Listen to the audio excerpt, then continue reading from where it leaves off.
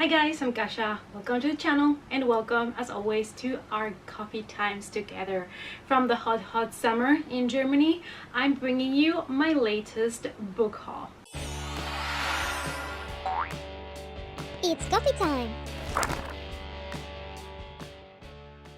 So if I have to be honest, I have been pretty good. I have been behaving pretty well.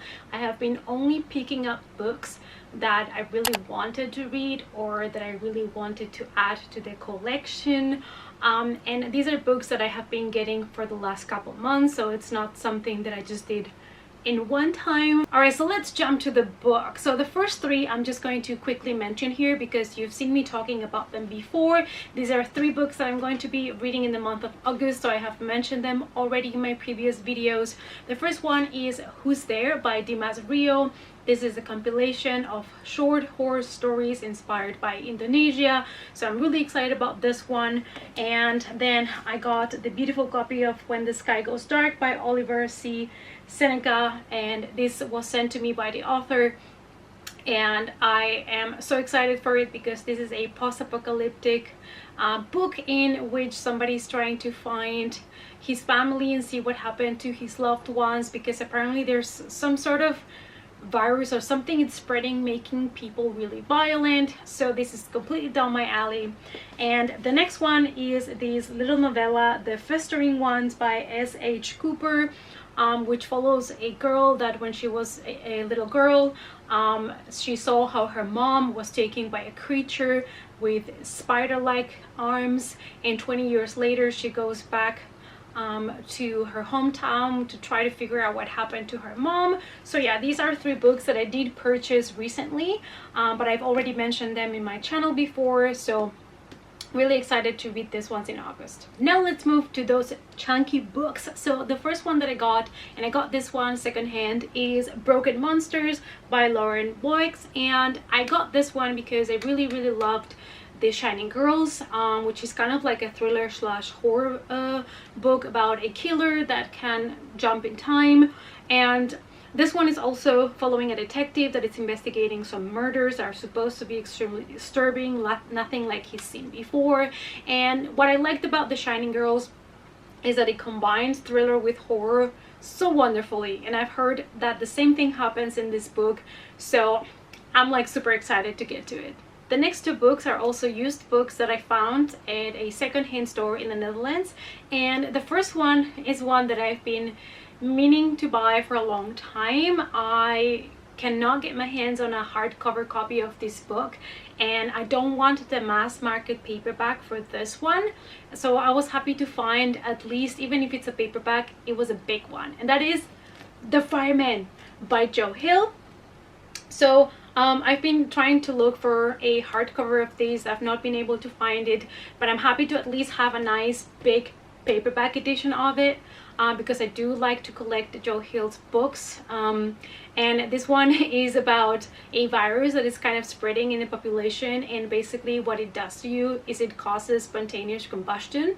So there's a lot of fires everywhere because people are just, you know, spontaneously combusting into flames. So yeah, I'm happy to finally have a copy. The next one is the other one that I found at the second-hand store, also by Joe Hill, and that is Horns.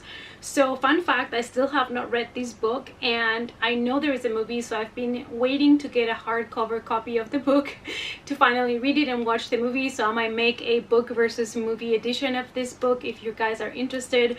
All I know is that we follow a guy that after a night out, and he wakes up with like kind of like a hangover and a headache and stuff, and he realizes that he has grown horns in his head, and I think it just takes off from there. I believe it's very batshit crazy and kind of weird, so I'm all up for that. Next is another book that I really wanted to get for a long time, and I finally was able to get myself a hardcover copy of it, and that is Middle Game by Shannon McGuire.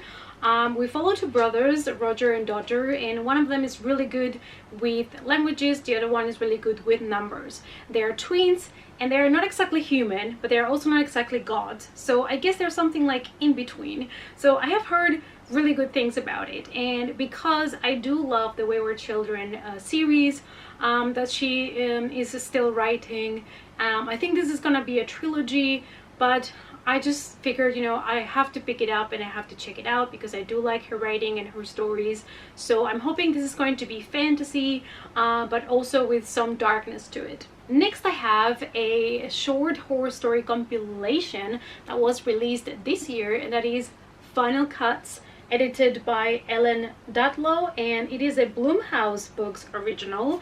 I think if you like horror movies, you know Blumhouse for sure.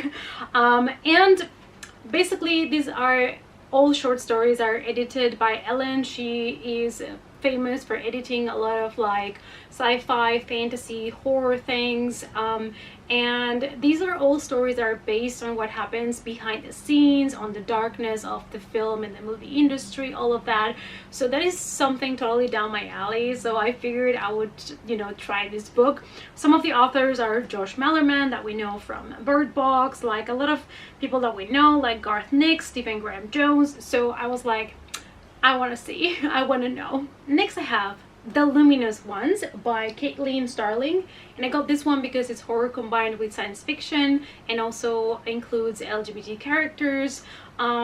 This is a debut novel that I've heard is really good, so I definitely had to pick it up because horror combined with sci-fi, you know guys, I have a soft spot for that. And in this story, we're following somebody that has been sent on a mission, and she decides to take the mission because she needs the money, and she thinks, you know, her biggest worries are gonna be any cave collapses or any kind of malfunction of her tools or anything like that. But apparently she ends up discovering something more horrifying than she expected, obviously because it's a horror novel combined with sci-fi.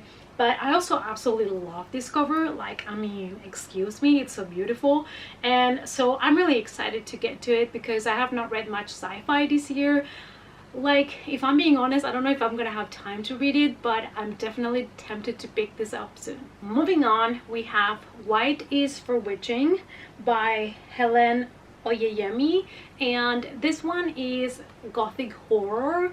We follow the story of a house in which weird things start to happen. There's a family that is living there, but the house is kind of affecting them to the point that one day one of the girls disappears and the ones left behind are telling her story. It sounds really interesting to me. I love stories about haunted houses or houses that change people. Something is lurking behind the walls. I am a sucker for that supernatural kind of stuff, so I'm really excited to get to it. Let's go to the next book, and that is a 2020 release, and it's called Harrow Lake by Kat Ellis, and I've heard many good things about this, and it also combines two things that I absolutely adore, which is movies and horror.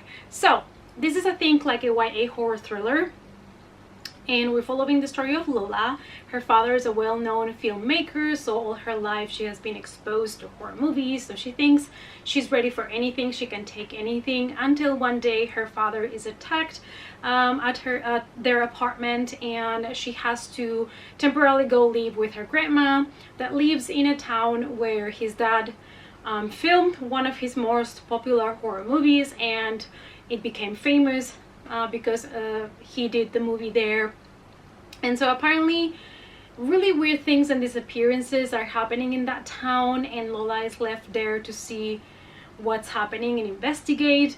I'm really excited about this one because everything that combines horror movies and books, yes please. And this edition was so cute. I'm not a huge fan of yellow, but when I saw this, it's like so simple, and apart from the cover being like cute and simple, like the spread edges are all yellow, and I absolutely love it. Next, we have a book that I picked up just because I'm such a huge fan of this character and of the Netflix show, and that is The Chilling Adventures of Sabrina. So I saw that there's books about it, and this is supposed to be a prequel to the series. And I decided, why not? Let's check it out. It's YA horror. And Netflix has already said the next Sabrina season is going to be the last one, sadly. I kind of get it. I felt like the last season was really strong, and I was like flabbergasted because they were going so extreme with everything. But then the ending was extremely disappointing. So I hope that the last season at least is gonna do justice to the characters. But I decided to pick up the books. There are, I think, 3 out right now, so I decided to pick only the first one to see if I like it at all, if I like the style. And this is supposed to be a prequel, so what happened before her birthday, before she signed her name in the Book of the Beast.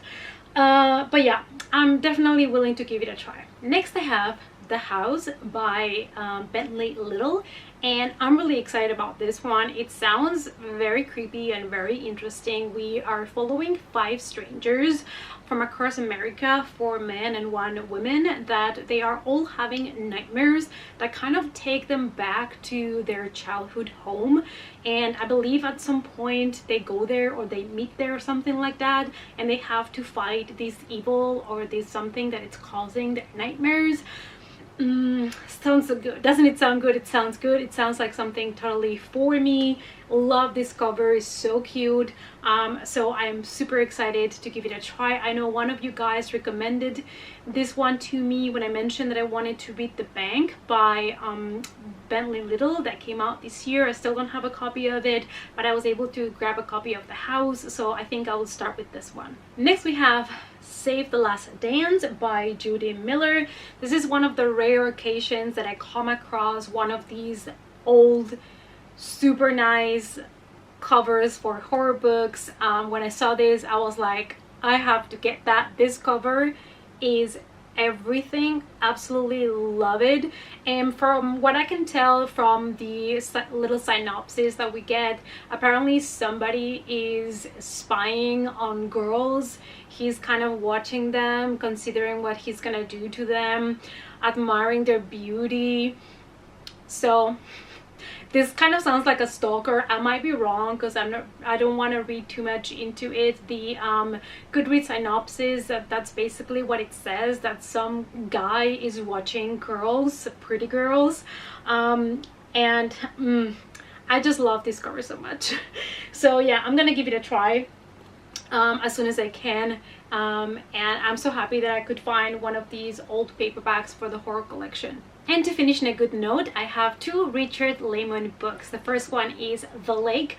So all I know about this one is a family spends the summer in this lake, and the daughter just wants to have fun and make out with her boyfriend, but then she and her mom are gonna go through a lot of nightmares and some bloody outcomes. You know, it's Richard Lemon, so I'm just expecting this to be disturbing and messed up. And the other one is All Hallows Eve, which I'm gonna try to read during October, since this one is based in Halloween time, and it's about a house where a family was mutilated and apparently no one lived there after those events, but they are planning now to make a party there because, you know, it sounds like a good idea, right? So yeah, these are the new 2 additions to my Richard Lemon collection. Alright guys, so this was my book haul for now. I hope that you enjoyed seeing the books that I have been picking up lately.